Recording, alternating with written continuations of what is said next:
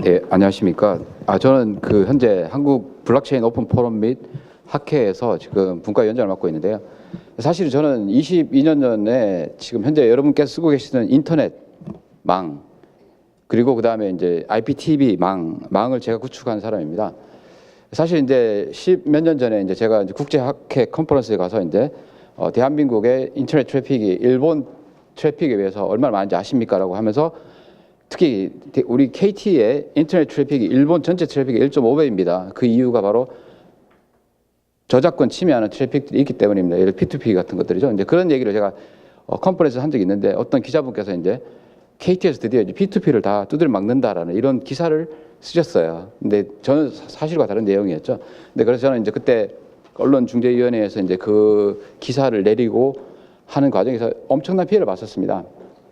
왜 회사의 공식적인 의견도 아닌데 학회에 가서 멋대로 얘기를 해서 이제 KT가 이제 뭐 영세업체를 죽이려 하느냐 이런 식의 이제 기사를 쓰신 거죠. 사실 그 기사와 전혀 상관없이 우리나라의 컨텐츠 산업 융성화를 위해서는 일본처럼 저작권을 보호해야 된다 이런 취지였고요. 그다음에 현재 트래픽 볼륨이 이 정도 된다 이 정도 얘기밖에 없었거든요. 그래서 제가 이제 그 당시에 이제 인터넷에 이제 RSS라고 있습니다. 막 퍼나르게 하는 거죠. 이제 그런 식의 이제 기사들을 내렸지만 자그마한 서버들에 남아있는 그 숨은 기사까지 지우는데 1년이 걸렸습니다. 네, 그래서 이제 그때부터 저는 어떻게 하면 이 유저가 중심이 되어서 자기의 어떤 데이터를 컨트롤할 수 있는가 이걸 관심 있게 보고 있었습니다. 근데 보시면 왼쪽 편은 지금 현재 인터넷입니다. 어떤 구조로 되어 있냐면 기존의 구글이라든지 페이스북이라든지 네이버 이런 식의 OTT들은 유저가 생산하는 데이터들을 긁어모으고 있습니다. 근데 그 데이터의 중심은 누구인가요? 바로 유저들이죠. 아무런 베네핏을 주고 있지 않습니다. 왜 데이터를 긁어모을까요? 4차 산업의 혁명의 본질이 바로 뭔가요? 산업의 디지털라이제이션입니다. 산업의 디지털라이제이션을 이루기 위해 가장 필요한 게 바로 AI죠. AI를 하기 위해서 데이터가 필요합니다. 근데 그 데이터의 주인인 유저에게 아무런 보상을 주지 않으면서 데이터를 긁어모으고 있죠. 그리고 퍼나르게 일반화된 인터넷 환경입니다. 근데 오른쪽은 어떤가요?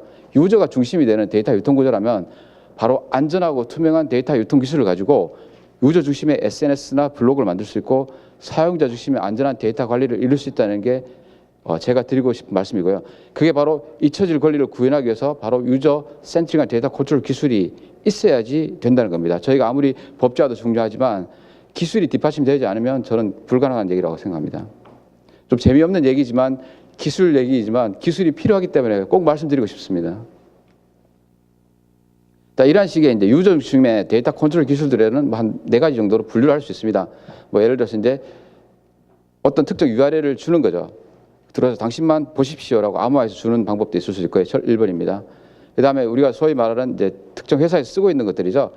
내부로 바깥에 문서가 나갈 때 DRM을 걸어서 코드를 붙여서 나감으로써 이제 유통을 제한다든지 내부에서는 다 엔크립션 걸어서 유통되게 한다든지 이런 식의 이제 방법이 있습니다만 이 역시 유저가 쓰기에는 매우 불편한 방법입니다. 무지막지한 코드를 붙여야 되고 데이터 사이즈에 제한이 있고 여러 가지 용처 제한이 있는 거죠. 또 심지어는 OS 레벨에서 데이터의 접근 권한을 제한 이런 방법도 있습니다. 이 3가지 방법들은 서로 하이브리드 형태로 묶어서 쓴다면 뭐 예를 들어서 업로드라든지 공유할 때 여러 가지 그런 어플리케이션들을 뽑아낼 수 있겠죠.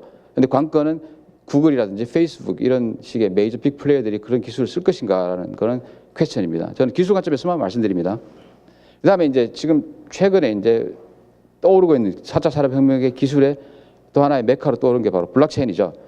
여러분께서 블록체인을 알고 계시는 것은 바로 비트코인이라고 알고 계실 것인데 비트코인과 블록체인은 다릅니다. 비트코인은 블록체인 위에 올라가는 에셋이고요. 블록체인은 거기에 흘러가는 언더라인 테크놀로지 바로 네트워크 기술입니다.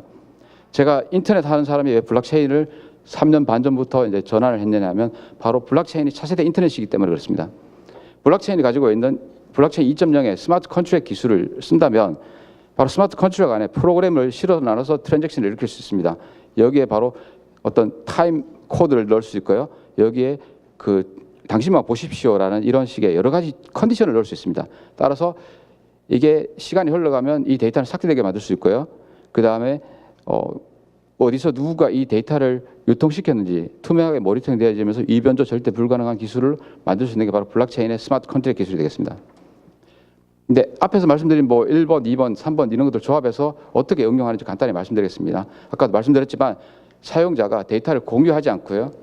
뭐 특정 URL을 암호화를 걸어가지고 던집니다. 던지는 방법이 여러 가지 있겠죠. 메일이든 SMS든 던졌을 때 들어와서 그렇게 보고만 가고 절대 파일을 공유하지 않는 이런 간단한 방식이 있는데, 이런 방식은 뭐 실제적으로 앞에 말씀드린 것처럼 데이터 포맷이나 용량 이런 거에 제한이 없습니다. 앱 설치 필요 없고요.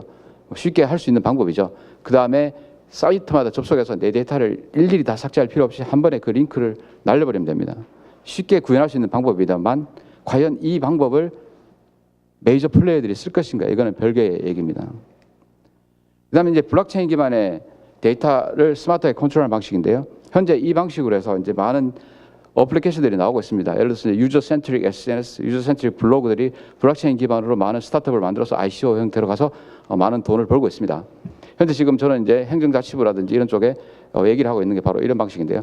우리나라의 모든 전자정부 문서를 블록체인에다 집어넣고 바로 유저가 자기의 파이도 인정으로서 들어와서 봄으로써 블록체인 월드에만 그 컨텐츠를 두고 필요로 하는 사람에게 바로 어떤 토큰 형태로 줘서 액세스할 수 있게끔 만들어서 개인정보 유출 없게 만들고 아이디 패스워드 없는 세상을 만들자라고 저는 얘기를 하고 있습니다. 사실은 실질적으로 그 최근에 이제 블록체인의 실증 사업을 지자체별로 하는 것을 제한하는 게 있었습니다. 그 이제 평가도 제가 다녀왔는데 제가 아쉬웠던 게 블록체인 가지고 그런 식으로 이제 그 데이터 컨트롤하고 생산하고 이런 거에 대해서 유통을 제어하는 그런 실증 사업에 대한 제한은 아무도 없었습니다. 어느 지자체도 없었고요.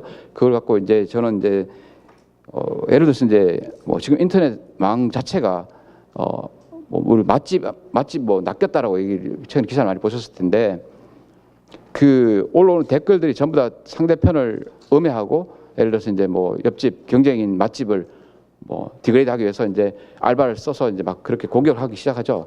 근데 블록체인에서는 그런 모든 액션들이 투명하게 트랜잭션들이 관리되기 때문에 그 레퍼런스는 절대 신뢰할 수 있는 거고요. 데이터 위변조가 안 되기 때문에 그런 신뢰 있는 데이터를 만들 수 신뢰 있는 데이터가 유통되는 인터넷을 만들 수 있다는 게 블록체인입니다.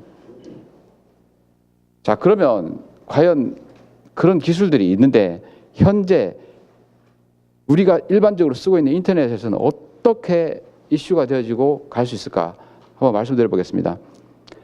블록체인 월드 내에서는 원하시는 그런 모든 액션들을 만들 수 있습니다. 기술적으로.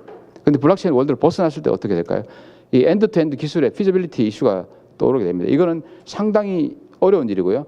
특정 뭐 어떤 그 예를 들어서 이제 지금 실리콘밸리 스타트업이라든지 이런 쪽에서 ICO에서 만든다고 하지만 이 메이저 플레이어를 끌어올기에는 너무나 불가능한 얘기입니다. 그래서 국가 주도의 기술 드라이버와 정책 드라이버가 반드시 필요한 상황이고요. 그다음에 현재 RSS라든지 이런 캡처 카피로 편하게 일반화되어 있는 인터넷 환경, 월드를 벗어나는 환경에서 엔드-투-엔드의 컨트롤빌리티는 없다는 거죠. 그러면 가장 중요한 바로 이런 메이저 플레이어들이 쓰고 있는 SNS를 유저가 일반적으로 쓰고 있습니다. 페이스북이라든지 뭐 인스타그램부터 시작해서 등등등 쓰고 있습니다. 휘발성 아까 SNS도 얘기하셨지만 이러한 그 어플리케이션들은 현재 인터넷 위에 돌아가는 어플리케이션들입니다. 그리고 메이저 플레이어들이고요. 그런 사람들은 참여하지 않을 거라는 거죠. 그러면 그런 사람들이 참여하게끔 하는 키가 솔루션이 어디 있을까? 저는 답은 바로 유저에게 있다고 봅니다. 그 유저를 그러면 그러한 월드에 어떻게 끌어들 것인가? 바로 블록체인이 갖고 있는 마이크로 페이먼트 기능으로 데이터가 유통되질 때 자동 정산해서 비트코인 몇 비트코인이 쌓이게 한다든지, 뭐 몇 비트코인 알겠죠? 뭐 0.00001 비트코인이 쌓이게 한다든지 그런 식으로 보상이 가진다면 저는 유저들이 자발적으로 그런 월드에 참여해서 이런 빅 플레이를 쓰는 SNS나 블로그 아닌 바로 그 월드 안에서 안전하게 자기 데이터가 유통되어지는 그런 어플리케이션을 쓰게 만들 것이고, 그게 새로운 인터넷이 만들어지는 세상이 되지 않을까 생각합니다. 감사합니다.